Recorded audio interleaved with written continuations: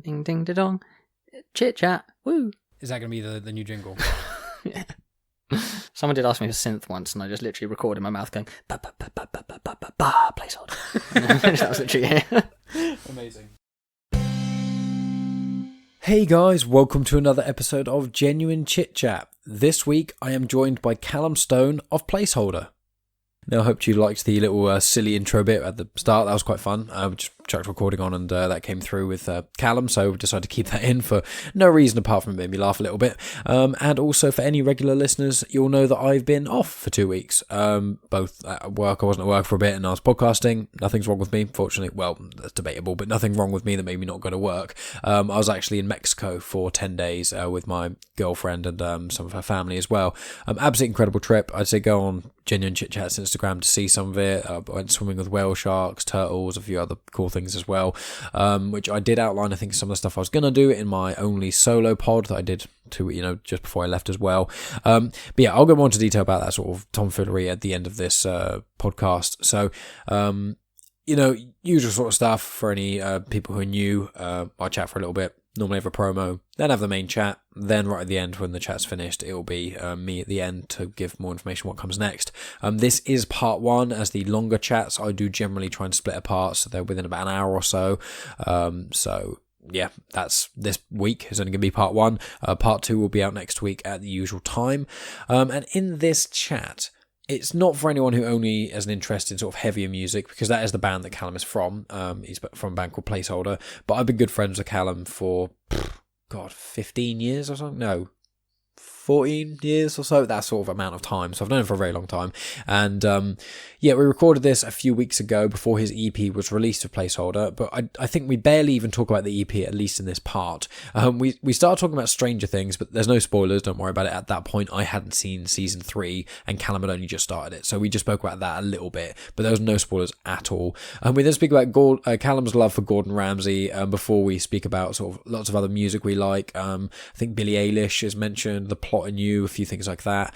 We then talk about sort of being recognised for our crafts, podcasting and music, as well as CDs and streaming, how that kind of works into music nowadays and things, and how a band has to be a little bit different with what they kind of go ahead with.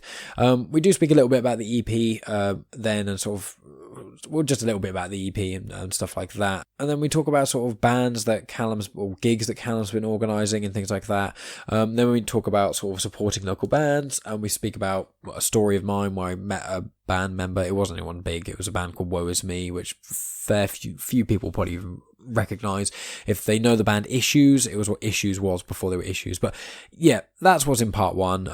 Sorry for the ramble. I'm getting back into podcasting after not doing it for 2 weeks, and I've been I only got back from Mexico last week, and I've been still busy this weekend. I'm moving next week, so it's very busy for me. But yeah, so that's what's going on in this episode. The promo will be played is by the American Slacker podcast. We've been swapping promos to them for a while. Fantastic show. Definitely recommend you guys go check that out. But that's about it from me now. So I'll talk to you guys after the chat with Calum, if any of you care to stay back and listen to see what's coming up in part 2 and that sort of thing. And so thanks always for tuning in, guys, and I'll talk to you at the end.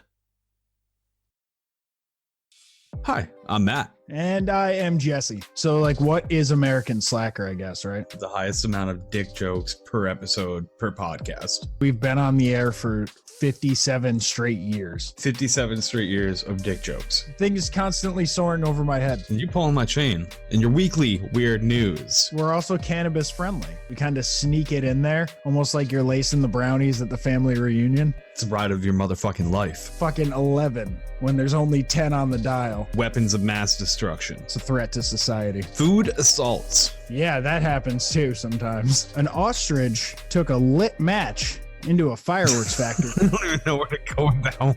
No, that's our third story. Oh my God. America, what are you doing? So is someone dumb getting fucked over? Well, they should have never gave raccoons rights, in my opinion. Oh my God. You can help us. You can help everyone. Download our shit now. We're second America.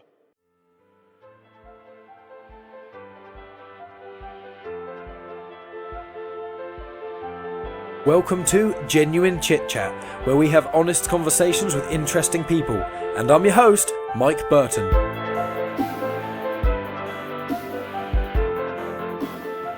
What do you say? Oh well. Hello, Jackie. Hello, Jackie. I forgot to ask, have you been watching Stranger Things? Yeah. Because I haven't started yet. I've seen the first 3 episodes. Because me and Bradley started watching it, but I'm actually going to call him after this podcast and say to him, can I just watch it with Megan, please? Because I'm not seeing him for like 3 weeks because I'm so busy. But obviously every night me and Megan can just watch an episode. Yeah. And I've seen more memes for Stranger Things than, like, obviously nothing's really out at the moment. Whereas like Stranger Things Series 1 and 2 is like, I don't remember there being any spoilers. Not that anything really happened except someone at the end of Series 2. And there's I don't remember being much in the way of spoilers. Whereas now, I haven't seen any spoilers. I've started recording, by the way. Have you? Oh, no. Yeah, YOLO, do it all natural. But no, it's but it's one of those where everyone's posting about it. Like I've seen, that Simpson artist, that the guy who draws a really weird. He did a Stranger Things thing. No, I haven't seen any spoilers yet. But like someone was saying, Robin in it is like Uma Thurman and Ethan Hawke's daughter or something. And Jasmine tagged me in it, and I was like, "Who the hell is this?" And she was like, "Oh, we haven't seen Stranger Things 3 yet. Sorry." I was like, "What?" Wait, I've managed to avoid spoilers. I think I saw that Simpson Eyes thing. I Yeah. think someone posted it today, and I literally I scrolled past it. I saw it, and I was like, I don't want to know anything, so I was like, it might just be nothing, but I just scrolled past it anyway. But I think I do remember seeing it because I remember seeing all their heads really weird, and I was like, Yeah, I saw like the version of Dustin there, like a really. Is it like a circle of their heads kind of thing? Yeah, And then something at yeah. the bottom. Yeah, I saw that today. Yeah, I saw. That's why I saw it today as Yeah. well. I haven't actually been enamoured by the first 3 episodes so far. You haven't been. No, I think it's been really slow, but I'm kind of hoping it gets better. Yeah. So I remember kind of feeling similar about the second series. I was sort of like, I was kind of waiting for something to happen. And then when it finished, I was like, I think I did enjoy that. But I'm not sure. The first season, I think it's just because the first season for me was so good. I was watching the first season and I was actually like, everything happened. I was like, this is amazing. This is really good. And then the second season, yeah, like I said, I think it just breezed past. And it's kind of like, I think I enjoyed that quite a lot, but I'm not sure. See, I've rewatched them recently because Megan hadn't seen them. So we watched Series 1, 2. She'd seen the first few episodes of Series 1, but she watched up to like episode 4, which is basically, she stopped literally before everything starts to happen. Which I think. Start watching the first season and then stop. Yeah, I don't know. The thing is, I thought Series 2 was almost as good as Series 1. I just thought, there's obviously that episode where she's with all those kids that is just so boring. Oh, yeah, when she goes away. I just thought the whole point of it was a lot better when you didn't really have a clue what was going on. Like, you were following the story, but like the whole point of it was like it was all mystery and like no one knew anything that was going on. And then the second season, it's kind of like, I still don't know what's happening, but I know what's happening.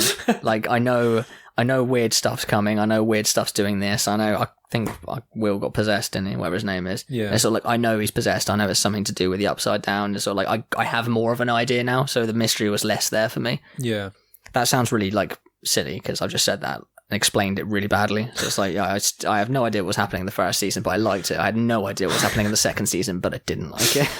What else have you been watching out of interest? Like, I mean, I've been watching. Every now and again, I walk in on Soph watching Geordie Shore or Love Island or something like that, and gross. then I turn around and walk out. Well, Megan used to watch Love Island before she met me, and she says she's just not that interested in it anymore. She has watched the odd episode, and if she's listening to this, she'll probably punch me when she sees me, but hopefully she won't listen to this one. She doesn't listen to that many, so hopefully this can be one that she won't This listen could to. be one of the secret ones. Yeah. Don't tell her that I'm in it. She'll definitely listen to it. But it's like she doesn't watch it anymore, and I like to put that to myself and congratulate myself for doing that, because I want to clarify, I'm joking, but like, we've been watching so many other cool things. It's like, the problem is that I find with Love Island and things like that is I don't have an issue with anyone watching it, because everyone should be allowed to watch whatever the fuck they want. Me having tattoos of Star Wars on my arm is probably a lot lamer than watching Love Island. But it's like, what I just don't understand with people is the same as soap operas, is why would you choose to watch Love Island or EastEnders when you have literally anything else? Like, there are so many amazing shows that are out at the moment that you could watch that are heartbreaking, or this, or that you can watch documentaries if you want something real, or you can watch like a TV series like Love or Dead to Me or something like that, which are okay, but they're kind of like rom-com-y sort of series. You have all these varieties of like anything you could possibly want on Amazon, Now TV, and Netflix. Between the three of them, you're going to have like countless hours of TV shows to watch. And I know not everyone has all of those, but most people know someone who knows someone. I've got my mum's Amazon, and she's got my Netflix, and I've got her Netflix, but we've got Megan's mum's Now TV, so we've basically got it all. But I just don't understand, why would anyone want to spend...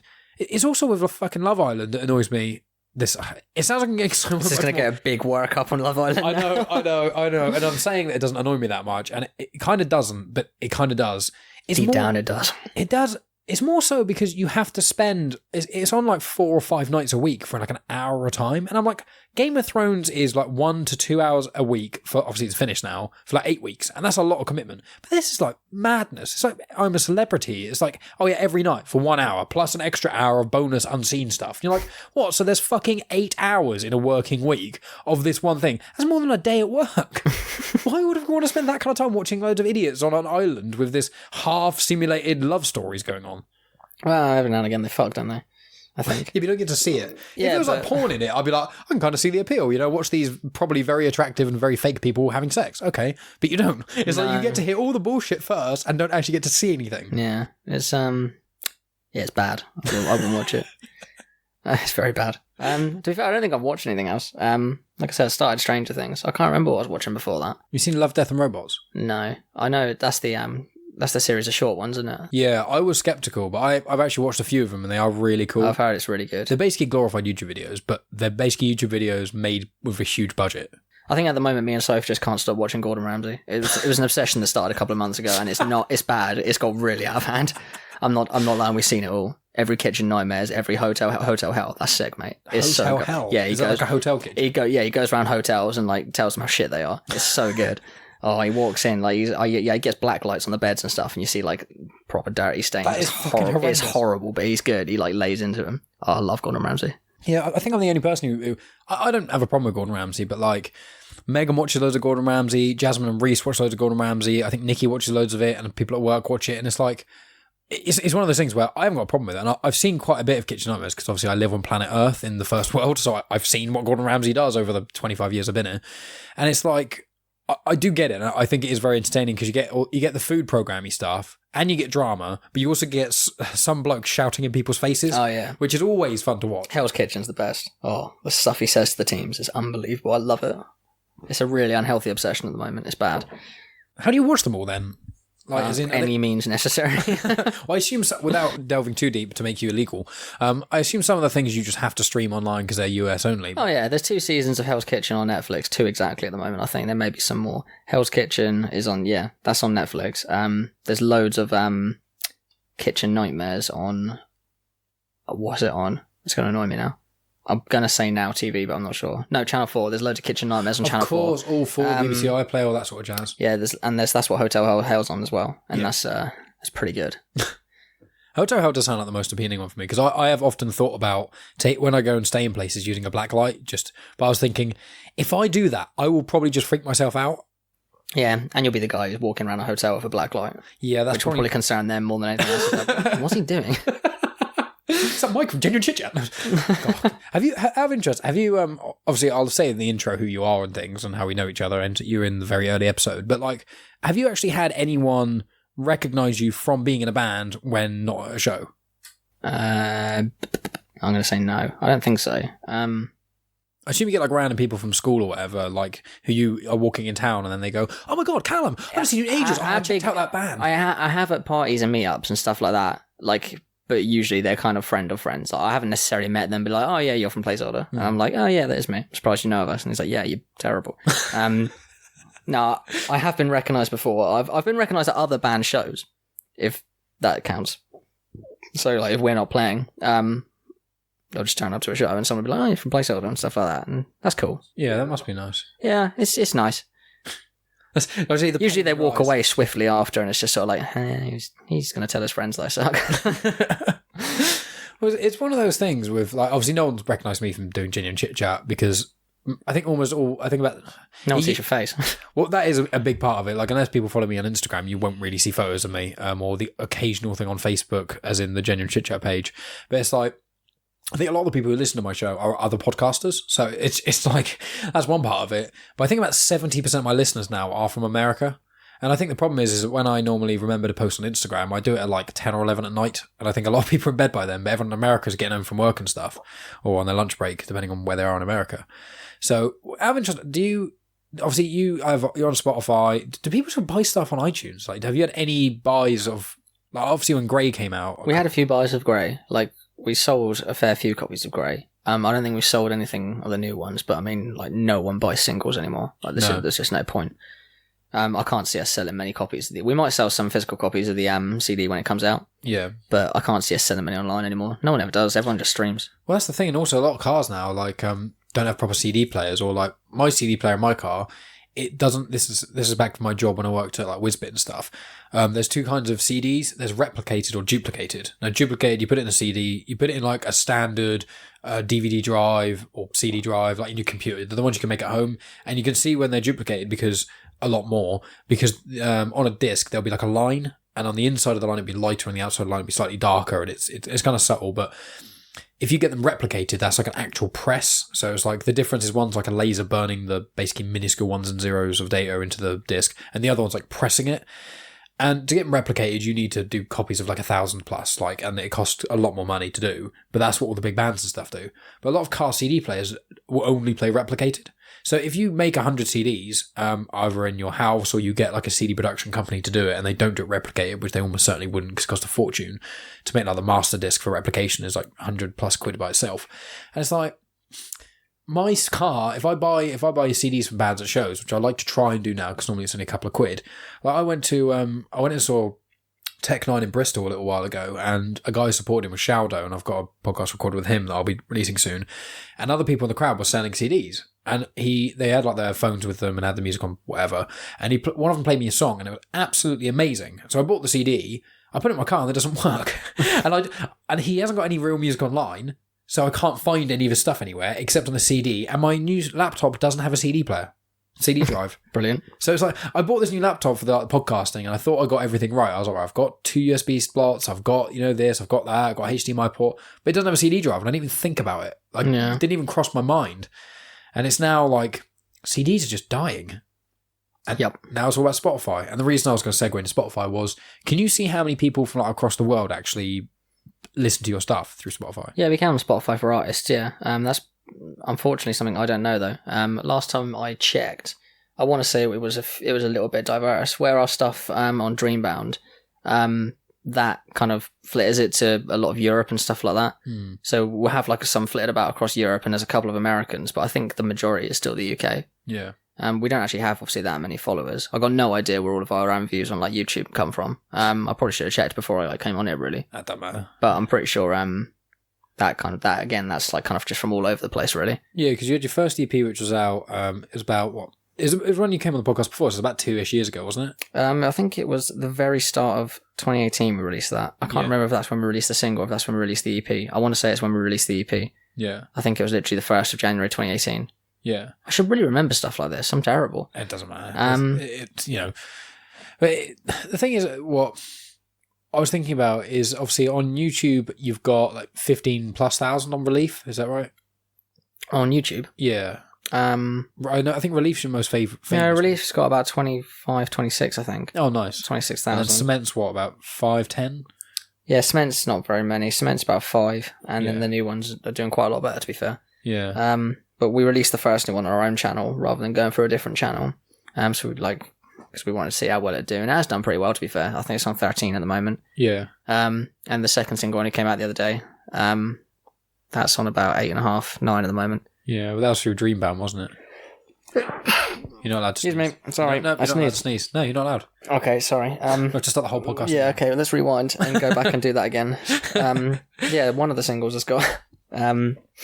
yeah, so the first 2 of the new ones are doing pretty well, but when this comes out, the new single's already out, but we've got some more singles coming up soon, so hopefully they'll do the same. So your new EP, how many tracks is there on there? Because obviously Grey, there was 5. There's 5 on this one. We actually had 7 tracks done for it, but we decided that the 5 that we're using, they fit together like better on an EP. The other 2 tracks are we like them, they're really good, but we don't think they fit quite as well.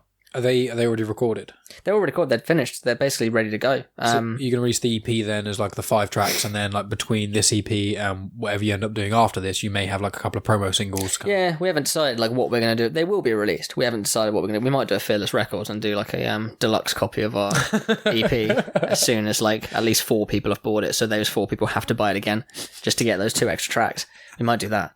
But the band are going to have a go at me if they listen to this thing and be like, yeah, you shouldn't tell anyone about the 2 other tracks. It's like, Don't matter, does it? There's not We really have anything new I want to do. content. Well, the thing is, it was like Slipknot. They got their album coming out at some point allegedly, but they said I think it was last year. They were like, we've got 38 tracks written or something ridiculous. We're thinking about doing a double album, and now they're not doing a double album. So it's like, okay, well, either all those tracks are shit, or you're just going to release another album quite soon after. And it's like, what's anyone going to do knowing you have other tracks written? How dare you not release them? Yeah. You're a small on-site band. You're not spending all your money releasing everything immediately. How fucking dare you? Yeah, no, that's it. We don't know what we're going to do with the tracks yet. I mean, ideally, if it was down to me, I'd probably try and find another band to do a split EP with. Because I think a lot of bands are doing that these days, because it does kind of help to put two fan bases together. Yeah, I know Knocked Loose, they did a split EP with some other random band, but that was quite early on, and both of the tracks and more, they're not that great. I mean, I really like Knocked Loose as a band, but...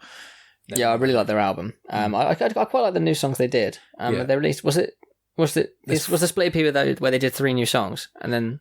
The split EP was before the album, I think. Oh, okay, we're not thinking the same thing. I know they'd released 3 quite recently, and I thought they were pretty good. They've released 4 now. Have they? Yeah, they released, there's the 3 that they released, which was Mistakes Like Fractures and the Sling of the Arrows or something, which is a cover, and then All My Friends. And then they released And Still I Wonder, but the And Still I Wonder singles also got Mistakes Like Fractures on there, which is really annoying because I just want them all on one. I just want to listen to the 4 of them, but I can't. I have to. But the cover they did of Slings Like Arrows or whatever it is really, really good. Yeah, I remember listening through to them, and I thought they were pretty good. Problem is, I find now with Spotify and things like that, and I don't know if you find this both in your listening or in general as being an artist, is like, you sound so posh calling you an artist, is well, we've been mates like 15 years, so knew you when you're like 11. so Still allowed to feel posh. Yeah, try it. Just, you're drinking a beer can, you have to have your little finger up. That's how you do it. Hello. No one can see me. They don't know what I'm doing. It's pointless. No one can see that happening. No one knows we're both stark bark naked either, so it's quite fun. I thought we were keeping that under wraps. But with singles and things though, like, what kind of annoys me a little bit, it seems like everything annoys me today, seemingly. I just can't think of anything else to describe what I'm saying. Before we even started doing this, we were moaning for about 20 minutes. We're like, we can't put that in there, so let's just... Yeah. With the singles though, like, one thing I get is like, if a band releases a single and I love it, one of two things happens. Either I'll listen to it, I go, I love that, I'm going to wait for the album to come out. Or I go, I'm going to listen to that loads. And I listen to it so much, I absolutely fucking hate it by the time the album comes out. Yeah. And then it's like, and then you listen to the album, and it's like, if it's an EP, then it's even worse because you have to release singles to make yourself popular because people don't buy albums or EPs anymore. But I find it with, Knocked Loose, I'm not listening to their stuff as much because I'm holding myself back because I don't want to just ruin the next, the 3 or 4 songs they released. And then when they release the album, they're the songs that are really overplayed. Yeah. Do you find that much when you're listening to like stuff? Yeah, I get what you mean. Like, it depends how obsessed I get with it. Like, certain songs will come out and I'll be like, right, I love that. No, I won't listen to it. The next day, I'd like get in the car and I'm like, I'm gonna listen to this. I end up putting it on, and I do end up just playing songs to death. Some songs I get bored of, some songs I don't. Like, I have a big thing where I listen to a song loads and then I will just ditch it, and then it'll be a couple of months later I'll just suddenly come back to it, and then I'll appreciate it quite a lot still. I do that with albums. I don't always listen to albums as soon as they come out. Sometimes I'll be looking forward to an album for ages. It'll come out and I'm just like, I don't have time to listen to it, so I just don't listen to it. And then later on, I'll listen to that single again. I'll be like, oh yeah, there's new albums here as well. I forgot about that. And then I'll listen to that album like, oh, I really like that. So yeah, I'm really funny with music. It depends, like, because I go through stages where I've got loads of time to listen to music, and then I go through like stages where I'm really busy with other things. And then I'm also really busy with the band. And the last thing I want to do, especially metal, it's just like, I don't want to listen to metal music now. Especially if we've been on tour, or we've been playing loads of gigs recently, anything like that. Or we've been writing, or anything to do with the band, basically. So I just don't want to hear metal at the moment, because I've heard my own metal songs now so many times. It's like, I want something else to listen to. What are you listening to at the moment? Let's do the embarrassing Spotify check. To be honest, people go, hey, what music do you listen to? And I go, I have to give them the example of, well, I like Slipknot and I like Sia. I like Tech 9 and I like this. I forgot how bad the new Spotify app is. It's really doing my head in. Have you got, has yours now updated to? Yeah, mine's updated to the thing where it doesn't basically show you anything. That's basically your Spotify now. Yeah, well, you guys are delayed because obviously I've still got an iPhone, and I got that update ages ago, like 3 months ago, and I was moaning about it because obviously it's basically for podcast integration because Spotify bought Gimlet Media and a few other podcasting places. I've seen podcasts come up. It keeps throwing Sean Smith's podcast in my face. Podcast. Yeah, it's called Sappenin Podcast with Sean Smith. Unfortunately, I'm only subscribed to 2 podcasts on my Spotify because I don't actually listen to podcasts on Spotify. I use an app called Overcast because it's got loads of little features like smart speed. When there's gaps between people talking, it shortens them. But on Spotify, I'm literally subscribed to Genuine Chit-Chat and We Fix Space Junk. And the only reason I'm on We Fix Space Junk is because I think one episode came out when I was out, not connected to Wi-Fi, so I just streamed it. Whereas it's a bit of Spotify, I think it doesn't take up as much data to stream it as it does on like Overcast. So my recently played is Big Mix, which is just a big playlist of mine, so that's pretty good. Rented World by Messengers. It's a good album. I've been listening to loads of Stand Atlantic. I bet you don't know who Stand Atlantic are. Standard Atlantic. Stand Atlantic. What's up with all these bands at Atlantic? I swear there's an ocean. There's a being as an ocean. It's just a good word for a band name, isn't it? Atlantic. It's like, oh yeah, look, it's so American. Like people love that. They're a pop punk band. They're really good. There's another Messengers album. Apparently, I like the Messengers. I've gone back to Alien Ant Farm recently.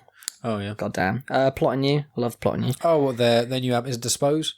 Yes, I want to say it is called Dispose, or it's got something with Dispose in it. I just can't remember the title. Yeah, because I know it looks like it's a woman wearing like a Liberty hat. Yeah, it's Dispose. Yeah, that's the only album I actually like. I don't like their old stuff, but I think the new album's amazing. I think the new album's really good, but I listened to some of that older stuff because I think the album before it's got like a peach with barbed wire around it, and I was like, they've got quite a few albums. Like they've been going a lot longer than I thought they had. Because I only really got into them when they did. Loads of my friends were like, oh man, they've had this massive genre change. I was like, it's not a genre change to me because I don't know what they were like before. So it's just a change. It's just a band. It just sounds quite Bring Me-ish. It was definitely like get on board with the whole Bring Me. What's their album called? What, the new one? No, the one before. That's the Spirit. That's it. The genre change. The big change. It was definitely a jump on board with that. But to be fair, I think it's really good, and it's kind of the heavy That's the Spirit didn't have that I like. Yeah, yeah. Excuse me. Yeah, it kind of still had like the nice heavy bits in that I really liked. Have you listened to any of his solo stuff? Whose solo stuff? The singer of Plotting You. Didn't know he had solo stuff. Well, it's called Landon Towers. So it's Landon space Tewers, and I don't know if that's his real name, but he's got like 3 or 4 EPs or something on his solo stuff, and half of it is acoustic stuff, which is quite chill, but it's kind of aggressive acoustic in a way. It's some of them are really, really good.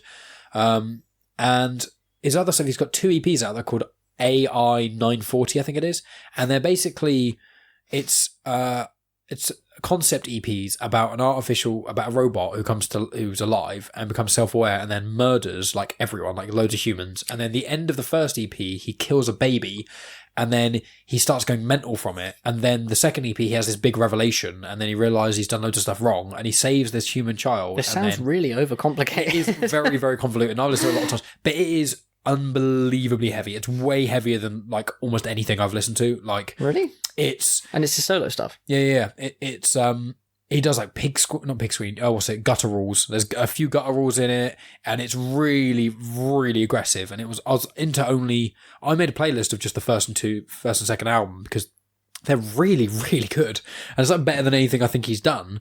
I have to check it out. Yeah, it's really, really cool. But I need to double check because it is Landon. Yeah, London Tewers.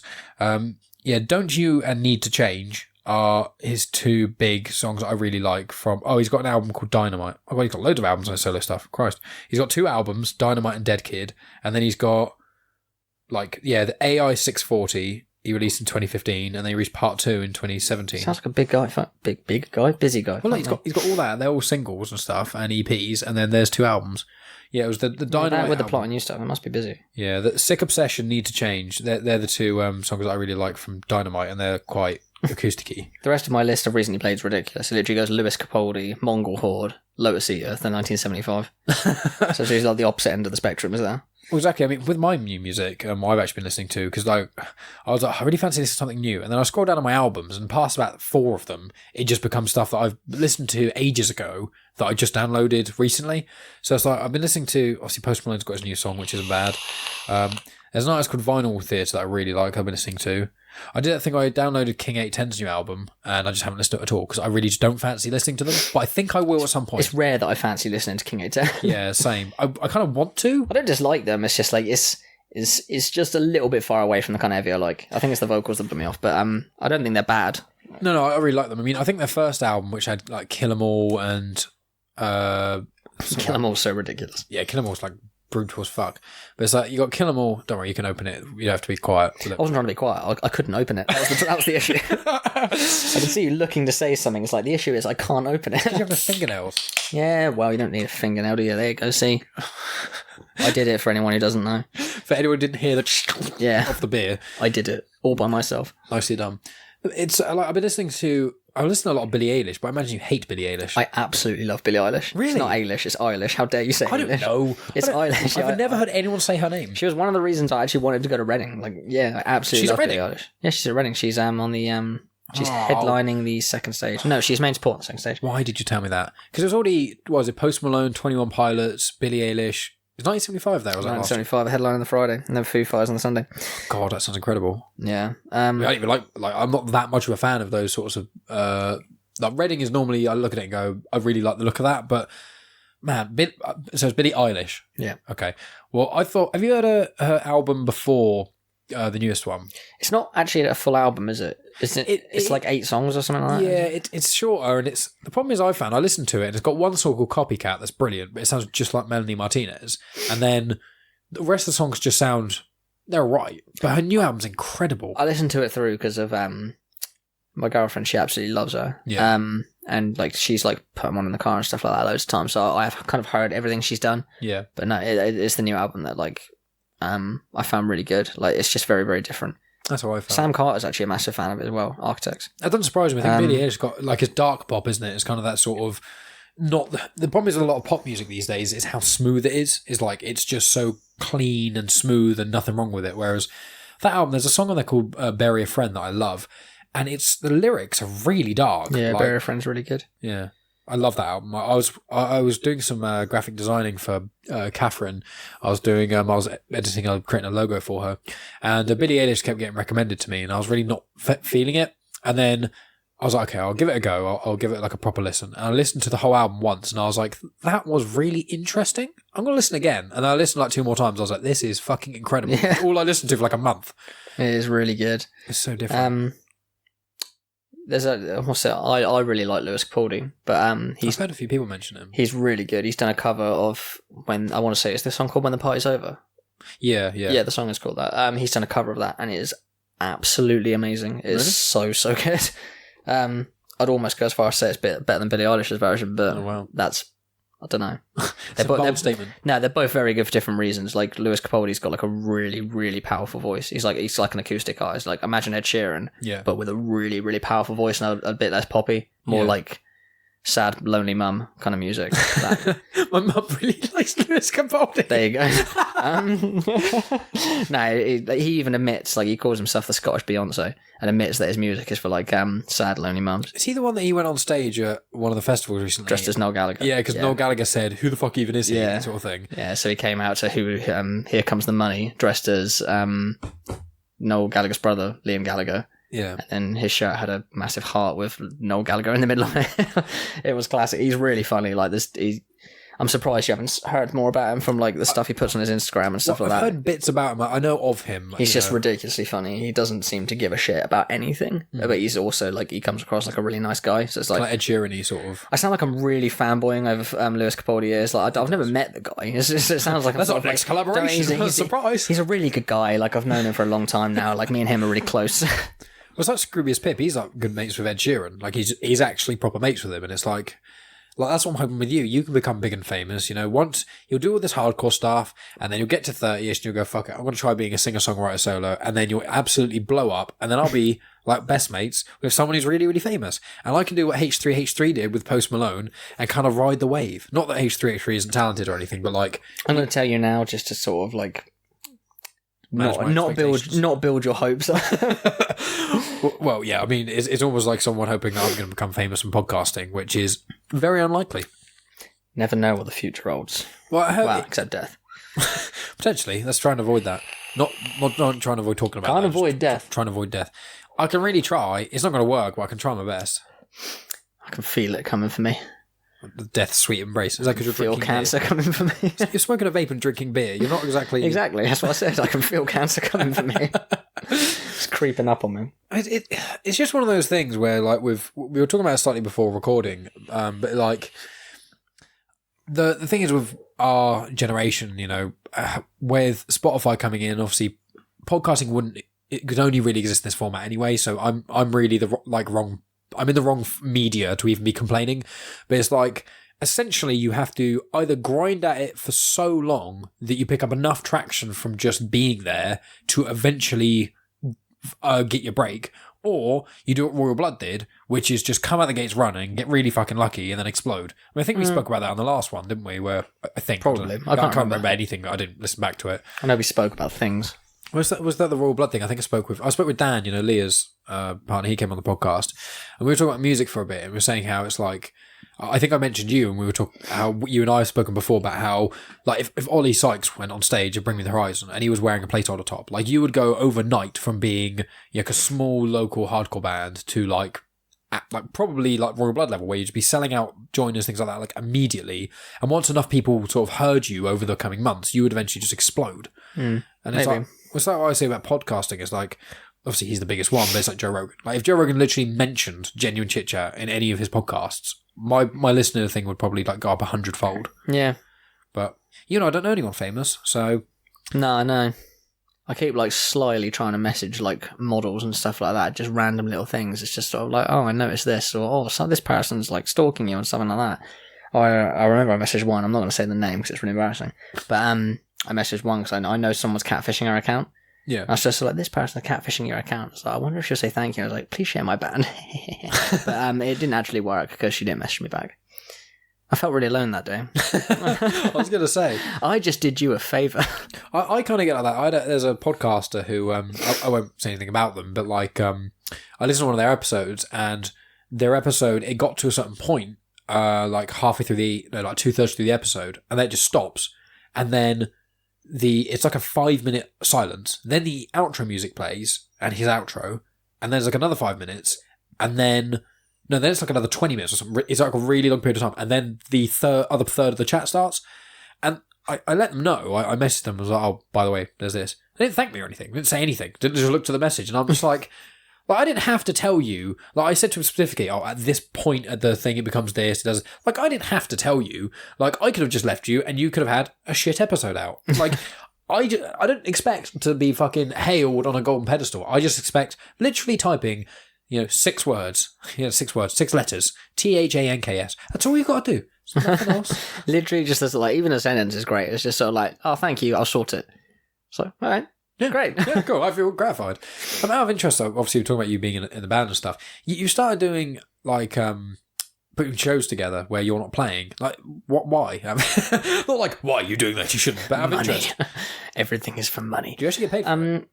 Well, yeah, if you promote a show, you pay... You don't have to say how much, but I assume it's like... Well, it varies. Like, you have to pay, obviously, like the sound guy, whatever the venue hire is, and all the sort of bits and pieces, and however much you've agreed to pay, like the headliners or, any of the other bands. And then anything else you bring in is basically yours. Yeah. How many have you done? Is it 2 or 3? Not many. I think I've done a couple by myself, and I've done the most recent one I did with Josh from our Hollow at Home. Yeah. We put on MTXS at Suburbia, which was pretty good, to be fair. We didn't sell as many tickets, obviously, as we were hoping to, but I think it was kind of like we kind of struggled last minute, really, with bands. It's kind of getting hard to book. Like, so many bands are playing, and like so many bands are all supporting these certain bands that everyone's just kind of playing shows every month or two, and it's like it's hard to get bands that are going to pull loads of people, especially if the headliners are from quite far away or don't have a particularly big pool in Southampton at the moment. But I'm not putting on shows anywhere else, so every show I put on is in Southampton. Yeah. So I'm kind of, you end up working with the same pool of bands like over and over again, and it's like you got to kind of pick which is going to fit which, and which haven't played in a while at the same time as well, which starts to get hard. Yeah. Well, it's like I won't say the band's name just for courtesy of the bands, because I don't want them to listen to this and feel like we're talking shit about them.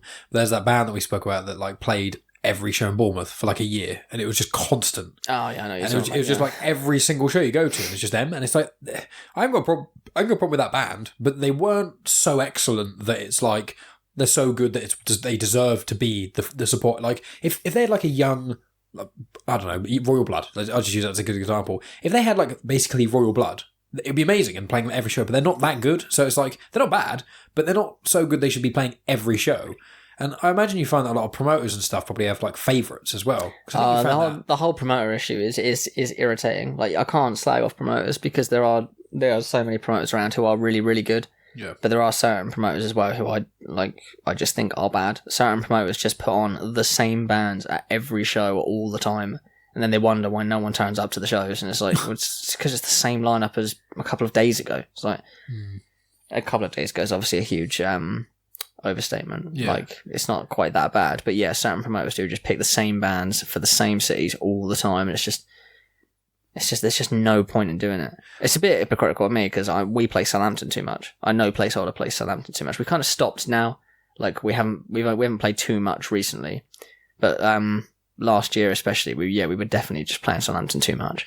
Well, that was the problem because obviously I'm a mate of yours and the other members of the band primarily, but like I really like seeing you guys live, and I want to see you as much as I can. I want to support you as much as I can. Obviously, when you were in Decipher and in the first year or so of Placeholder, I'd probably say like 90-95% of all the shows. But then obviously while I've been doing podcasting and I've been getting busy with that, and obviously got the girlfriend and like doing other things, I try and come out and see you, but there was a point where you were, I think there's like a month or two where you played about 7 shows. I think it was like, it was something like that. It was probably during a tour or something like that. Yeah. We definitely haven't played Southampton more than once a month. Like, cause it was like can't Reading, really get gigs. It was local. I think it was like Bournemouth. It would have been, Reading. yeah. So I think it might be a tour. But yeah, like we were definitely we know we were playing around Southampton too much because it starts to show. Like, you play and then like people stop showing up because it's like, we saw you the other month. It's like, and obviously your set hasn't changed, and it obviously still costs money, and obviously people want to come and support you and have fun. But like on a Tuesday night, it's hard to. It gets difficult as well because you find. It sounds like I'm slagging people off and I'm slagging other bands off. I'm really not, because I completely get their point of view on the whole thing. People who like us from Southampton, the chances are they like 3 other bands from Southampton. Yeah. And they're probably mates with these people as well, because all bands hang out together. Like, all bands will see each other at shows and then they end up meeting each other, and you'll meet the band's friends. You'll meet friends of friends, and everyone kind of has this same circle of people who knows everyone. Mm-hmm. And if they're going to show up to my show, chances are they're going to show up to their other friend's show, and their other friend's show, and their other friend's show. And it works out as there's usually 1 or 2 shows on with all these bands every week. And I haven't got the time to go to a show every week. Like, not at all. Like, I've got too much on. Like, there's always something that comes up. But, sorry, excuse me, I keep burping. You're not allowed. I know, it's really rude of me. But there's, like, because there's certain bands who I'm close with who I'll try and make it to, like, every show that I can that's local. Like, I mean, Deference are a good example. I'm close with Rob, so I will try my best to make it to every single one of his shows. But I'm also friends with, like, there's other bands. Like, we've played with Dissonance quite a few. I'm close with those guys. Like, they're all really nice guys. I'll try and make it to as many shows of theirs as I can. And I've got other friends, even people who are doing, like, Meg is doing solo. My friend Meg's doing solo stuff. And like she's only been going like quite recently solo stuff, but I made it to her last show, and I'll try to make it to her other shows. And it's like, once these all start building up, all of my friends' bands it's basically equivalent to 1 or 2 shows a week. It's like, it's impossible for everyone to keep making these shows. And money, like, without being, obviously sometimes only £5 or so. Yeah. Not too bad, but other times, But to be fair, it builds up. 5 or 6 quid, even if it's like once a week for a month. So it's literally like that's 20 quid, 24 quid on just the show tickets. Chances are you're going to go, you're going to drive there, or you're going to get there somehow by public transport and pay money for that. You're probably going to have a couple of drinks or something like that. It does actually work out as a lot of money, literally just going to see your mates to do them a favour. Yeah. Like, the chances are you're not so in love with their music that you actually need to see them every month. Well, no, exactly. The chances are you are doing them a favour by doing it. So we have to do it more, and I do think other bands have to do it more. You have to streamline your shows more.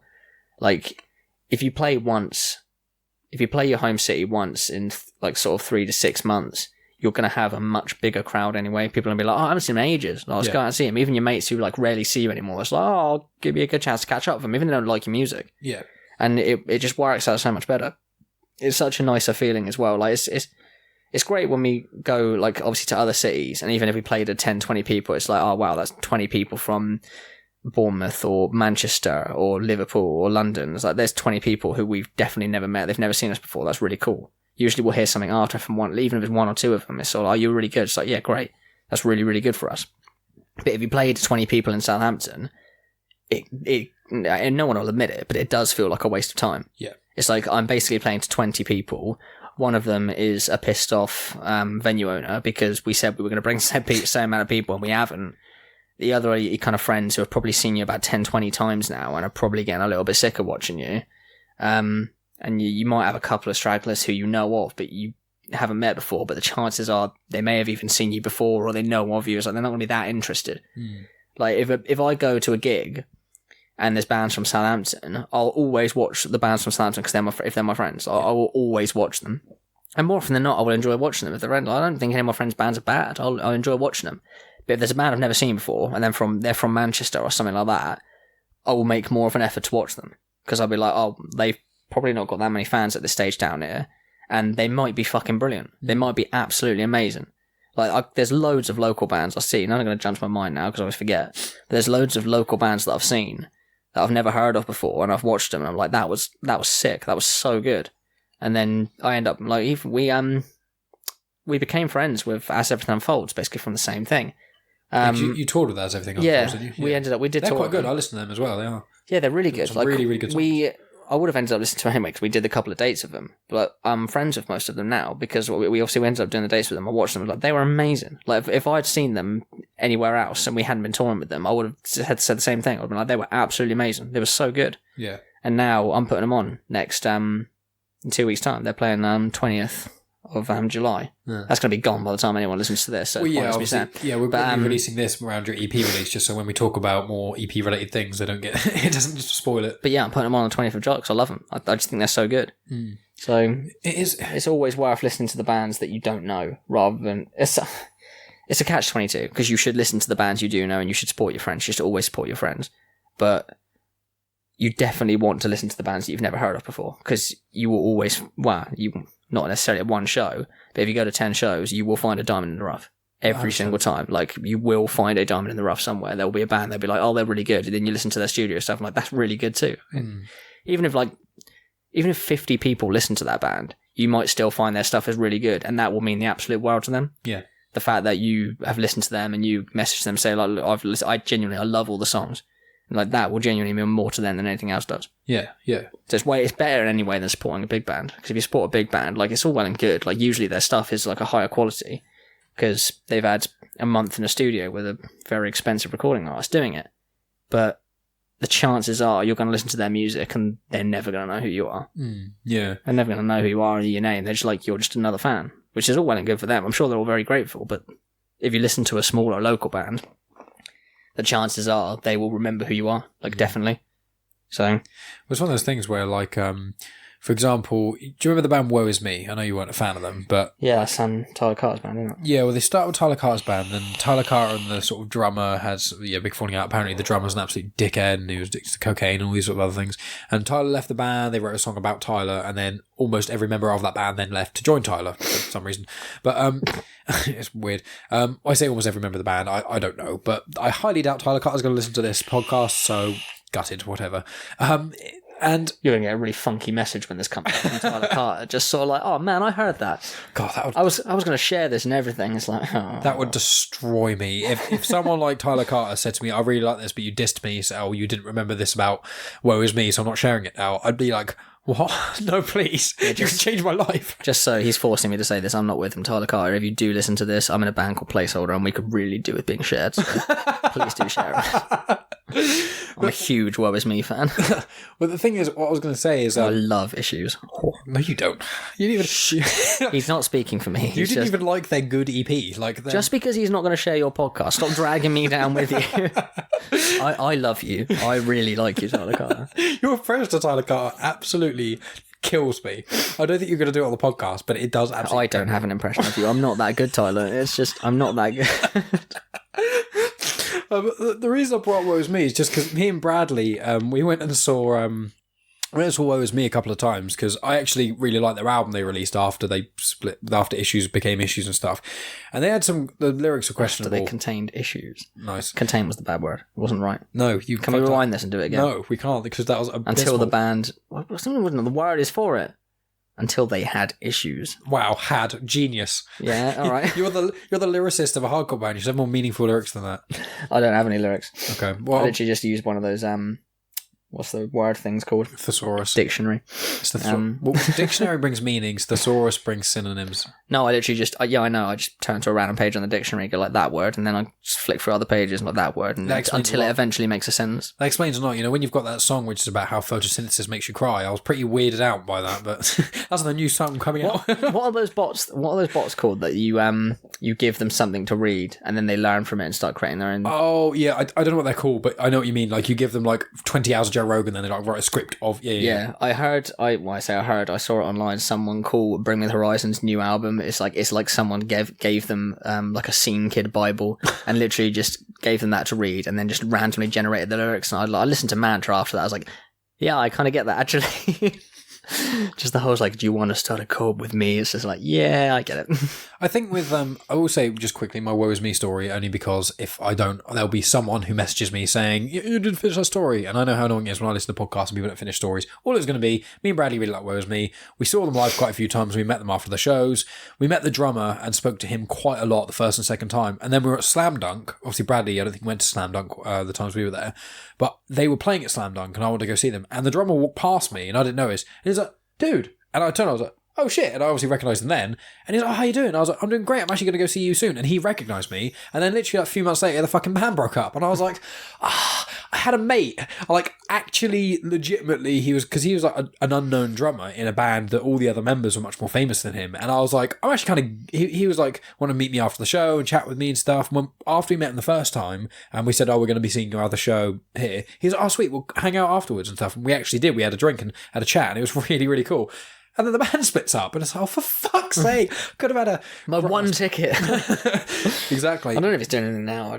Well, I know Issues are still going, but woe is me themselves. I think the singer. No, I know woe is me. I'm going. I don't know. Did the drummer go to anything else or not? I have no idea, if I'm being completely honest. Just message him. I find him and say, like, you're in a band. Do you remember that time? Like, this was about probably 3 or 4 years ago now, and I don't even look the same. Like, people who have seen pictures of me in the past, like, people have to double take my passport photos and stuff now. And change your Facebook profile picture to an old picture of you, message him, and then change it. So immediately says, oh, like, you've changed.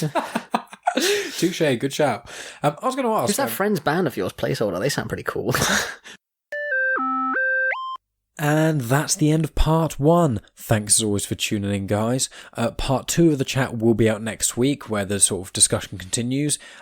Just for a little brief of what you can expect. We discuss sort of self-promoting on social media. We talk about Placeholder's new 3 music videos, the sort of a meaning around the narrative that's within said music videos, and then talk a little bit about sort of the EP and what that means. Speak about some of the positive and negative feedback that Calum has received on, social media, YouTube, that sort of thing, and how he sort of deals with it. We speak about Calum's dream collaboration. So that's right at the very end, is the kind of the last thing we discuss, is sort of what artists would he absolutely dream, love to have collaborate with on like a Placeholder track or something like that. So, part 1, this was a bit more relaxed and a bit more here, there and everywhere in a sense. But the second part is a bit more focused on Placeholder as a band themselves, as well as Calum being in a band and what that kind of entails. I'd really recommend everyone goes on Spotify. I think I forgot to say in the intro, but the whole EP is out, Despise Me. I'll put a link in the description as well. The whole Despise Me EP is out. The 3 music videos are on YouTube. If anyone likes the band Loathe, the frontman of Loathe and Unclean vocalist Kadim France, he actually features in the latest Placeholder single. It's called Despise Me. So, same with the EP. It can be found on Spotify and YouTube, that sort of thing. So I really recommend people check that out. Any fans of heavier music or can deal with music, having a bit of shouting in, definitely check out Placeholder and their EP Grey that came out I think last year or so. That's a really, really good one to check out as well. So any fans of heavy music, listen to that. Coming up the subsequent weeks, I've got a few things sort of in the pipeline recorded, but obviously next week's going to be part 2 of Calum. I'm pretty certain the week after that I'm going to release part 1 of my chat with Shaudo, the rapper from London. He's absolutely incredible. I had a fantastic chat with him, so he's got a new single out as well, so that'll all kind of link together very nicely. But I was just going to say I had a really going to my own personal thing, and obviously the 2 weeks off, had a great time in Mexico, probably the best holiday I've ever been on.